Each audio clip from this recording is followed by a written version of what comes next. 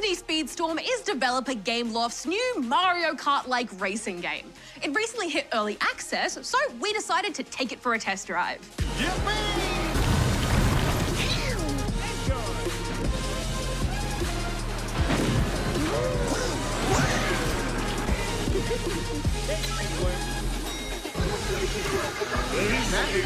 Anyone up for baklava?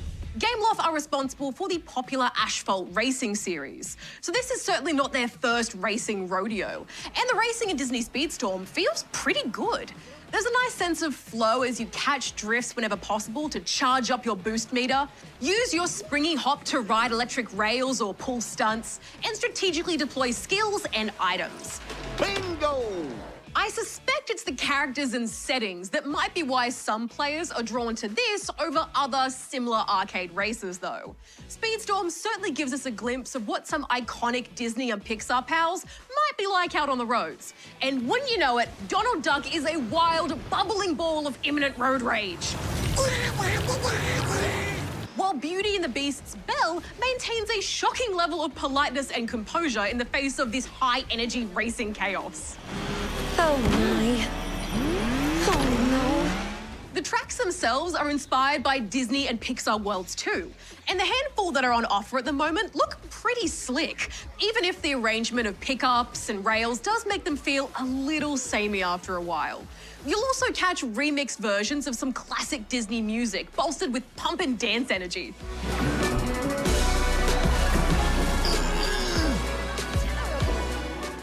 As for the races, depending on what mode you're in, they'll mostly need to be unlocked as you play.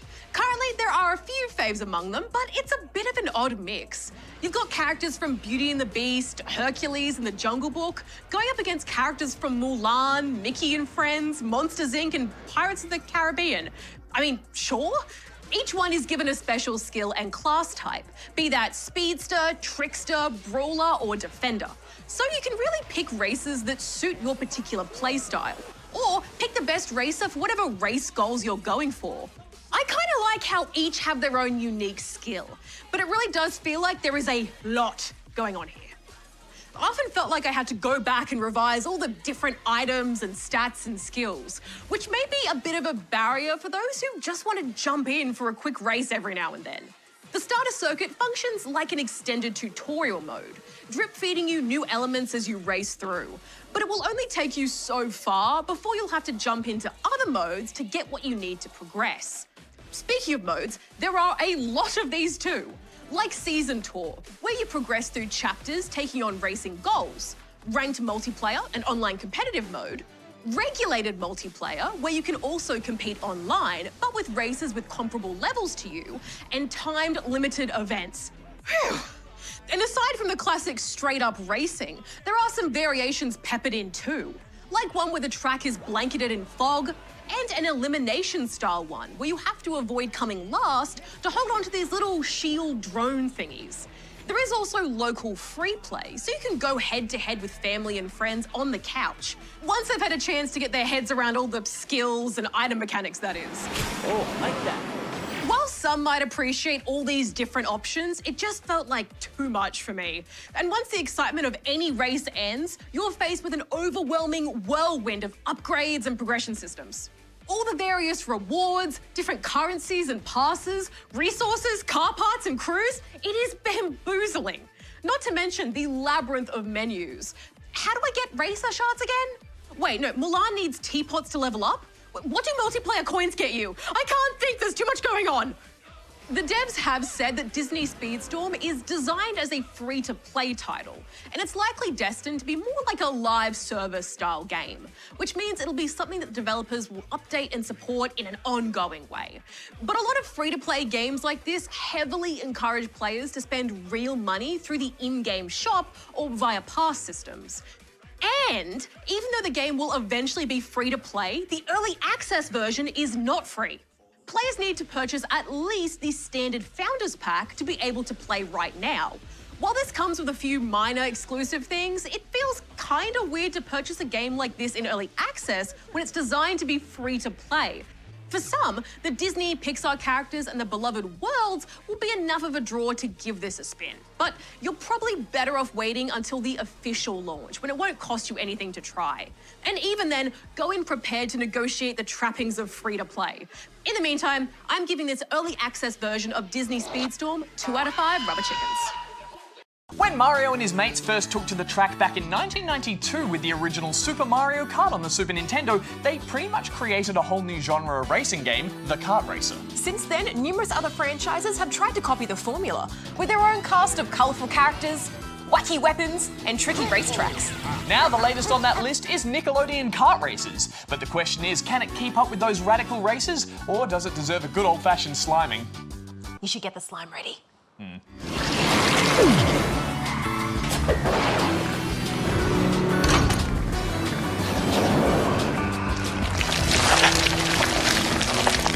Nickelodeon Kart Racers takes a select group of mascots from the network's popular cartoon shows and pits them against one another across a range of tracks set in the worlds from the corresponding TV shows. You can race in cups that combine a number of tracks, time trials without any opponents, or duke it out in a few different battle modes. Other than that, there's no story or extra modes. This is the kart racing formula through and through. But let's cut to the chase, Goose. For the minute I booted this game up, I had my concerns. Me too, Jem. Especially once I saw that character selection screen, I knew something was off. In total, there are only 12 characters to pick from, a measly amount when compared to most other races. And while they have included some fan faves like SpongeBob and the Ninja Turtles, which to be fair are more like 4 copies of one character, the remaining crew are made up of characters from Hey Arnold and Rugrats. Good shows in their own right, but they're a tad old and not exactly the craziest characters from the network's catalogue. I mean, one of them is just Reptar the dinosaur. Where are all the zany characters from other Nick shows like Cat Dog, Angry Beavers, Fairly Odd Parents are real monsters? What's even stranger is I did some digging and discovered Nickelodeon had a racer way back in 2000 for the PlayStation 1 called Nicktoons Racing, which did include a lot of these fun characters. Plus, they all had voices and sound bites of their classic catchphrases. Something else absent from this game. Yeah, it's totally criminal. I mean, what's the point of including these personalities if all we get is an undersized speech bubble in the corner of the screen with uninspired text from time to time? Bah! It's not good enough. Agreed! A character's voice is what makes them come alive and makes them memorable. Like yours truly.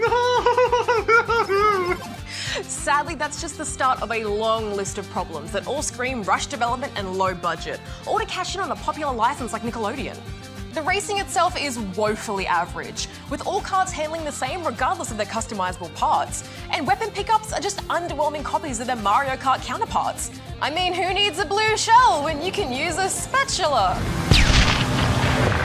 Not to mention almost no opponent AI at all. Pretty evident when you look back and see them all racing in a single pack.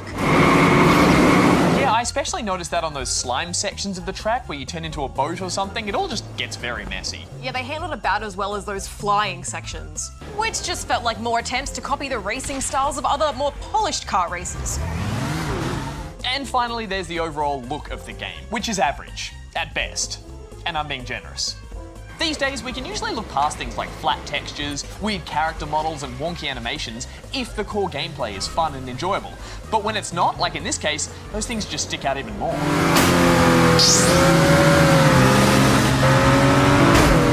It's a real misstep, especially considering the source material they had to play with. Yeah, I didn't even hear a single bit of memorable theme music from any of these shows. Instead, it's just generic toy box music that feels like it was slapped in because it might fit the theme of the game. And that lazy design is all throughout the game. Yeah, totally. Now, this is the part in the review where we usually try to point out any of the game's redeeming features, but honestly, I couldn't find any worth mentioning, so I'd rather just call this out for what it is. A very average racer that attempts to cash in on fans of anything Nickelodeon. So I'm giving it half a rubber chicken, because it's not totally broken. Harsh, but fair, Goose. For a new kart racer to be successful in this day and age, it needs to build on what has come before it, both from a design and technical level. Nickelodeon Kart Racers does neither, and therefore should probably be avoided. So it's a half rubber chicken from me too. Okay, let's slime it. Alrighty. What are you doing? Oh, I forgot to make any slime, so this might take a while. Sorry.